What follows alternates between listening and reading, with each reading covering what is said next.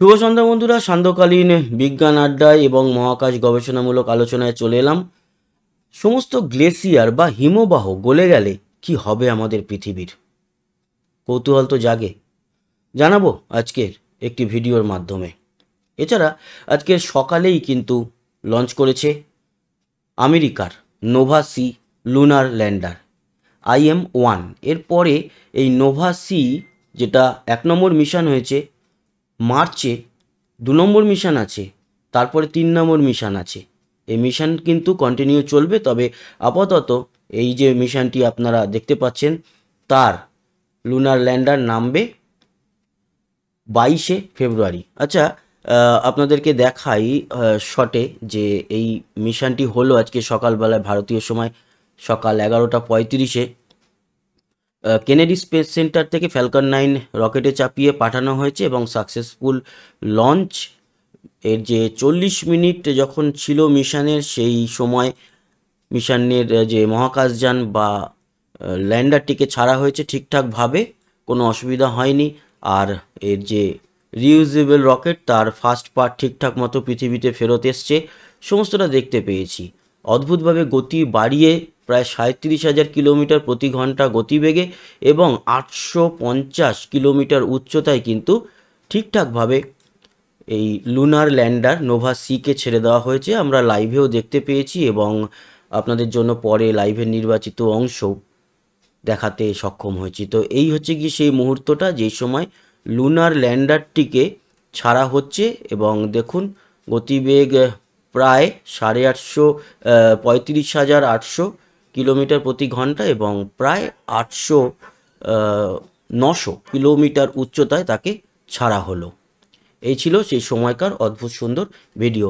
এই মুহূর্তে কোথায় আছে সেটাও তো আমাদের একবার দেখে নেওয়া দরকার। তো এই মুহূর্তে আমরা চলে যাব একবার লাইভে এবং সেখানে আমরা দেখব যে এই মুহূর্তে লুনার ল্যান্ডারটি কি পরিস্থিতিতে রয়েছে। তো আমরা চলে এসেছি লাইভ ট্র্যাকিংয়ে এবং এই মুহূর্তে দেখতে পাচ্ছেন যে 8 ঘন্টা 4 মিনিট 29 সেকেন্ড হয়েছে। পৃথিবীর কক্ষপথেই কিন্তু এখনও ঘুরে চলেছে, এখনও চাঁদের দিকে ঠেলে দেওয়া হয়নি।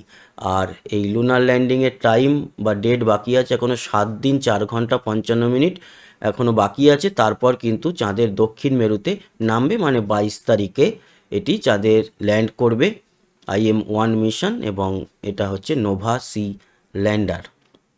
তো এই বিষয়টা নিয়ে আপনাদের সঙ্গে আলোচনা করে ফেললাম।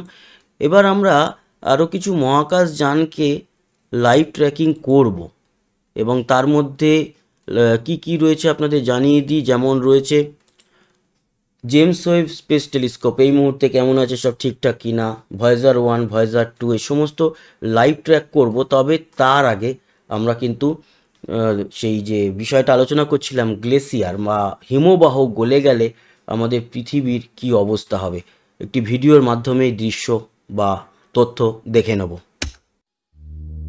দ্রুত গলে চলেছে সমস্ত হিমবাহ। তাপমাত্রা বৃদ্ধি ও জলবায়ু পরিবর্তনের প্রভাবে বিশ্বের প্রায় সব হিমবাহ দ্রুত গতিতে গলছে। জানলে অবাক হবেন, চলতি শতকেই 1/5 বেশি বৈশ্বিক সমুদ্র স্তর বৃদ্ধিতে ভূমিকা রাখছে হিমবাহ গলা জল।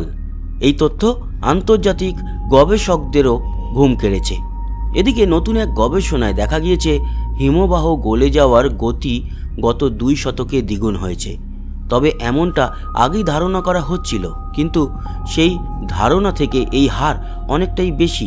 গবেষকরা বলছেন হিমবাহ গলে যাওয়ার বা হিমবাহের ভর হ্রাসের নিখুঁত হিসাব বের করা কঠিন, কারণ হিমবাহ প্রত্যন্ত ও সহজে পৌঁছানো যায় না এমন স্থানে পাওয়া যায়।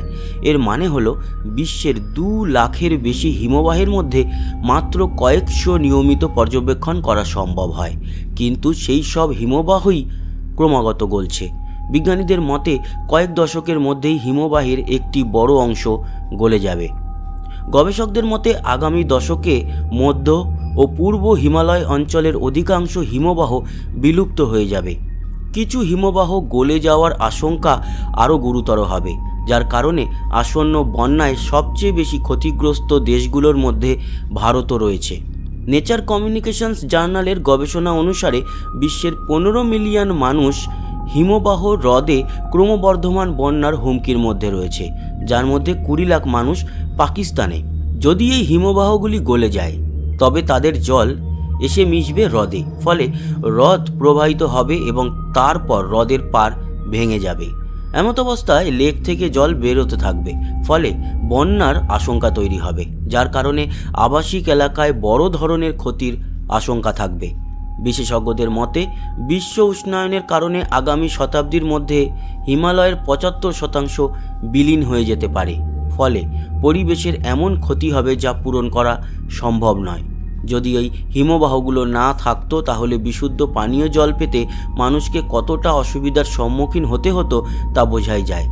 আর হিমবাহ না থাকলে পৃথিবীতে আরও কত তাপ বাড়বে তা আপনি কল্পনাও করতে পারবেন না।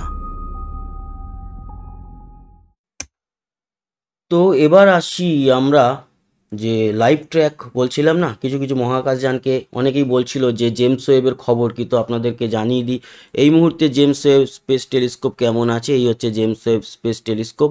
আজকে হচ্ছে গিয়ে ফেব্রুয়ারির 15, 2024। জেমস ওয়েব কিন্তু ঠিকঠাক মতো কাজ করে চলেছে, তার অ্যান্টেনা থেকে শুরু করে সমস্ত সার্ভিস ঠিকঠাক। আর দেখুন এর যে একেবারে টেনিস কোর্টের থেকেও বড় এর যে একটা ছাতা মতো পিছন দিকে সোলার প্যানেল, সেটি কিন্তু সূর্যের দিকে এবং পৃথিবীর দিকে পেছন করেই ঘুরছে, যাতে সূর্যের আলো কোনোভাবেই এই যে আয়না বা মিরার তার উপরে না পড়ে। আর এটি রয়েছে ল্যাগ্রাঞ্জ 2 পয়েন্টে, ল্যাগ্রাঞ্জ 1-এ রয়েছে আমাদের আদিত্য L1। এটা গেল জেমস ওয়েব স্পেস টেলিস্কোপ, একেবারে ঠিকঠাক আছে। আমরা যদি ভয়েজারকে দেখি, ভয়েজারের কি পরিস্থিতি, তো ভয়েজার 1 এই মুহূর্তে কেমন আছে সেটাও দেখে নিই। ভয়েজার 1 কিন্তু একেবারে ঠিকঠাক আছে এবং ভয়েজার 1-এর সঙ্গে এখনও যোগাযোগ আছে, টিম করছে।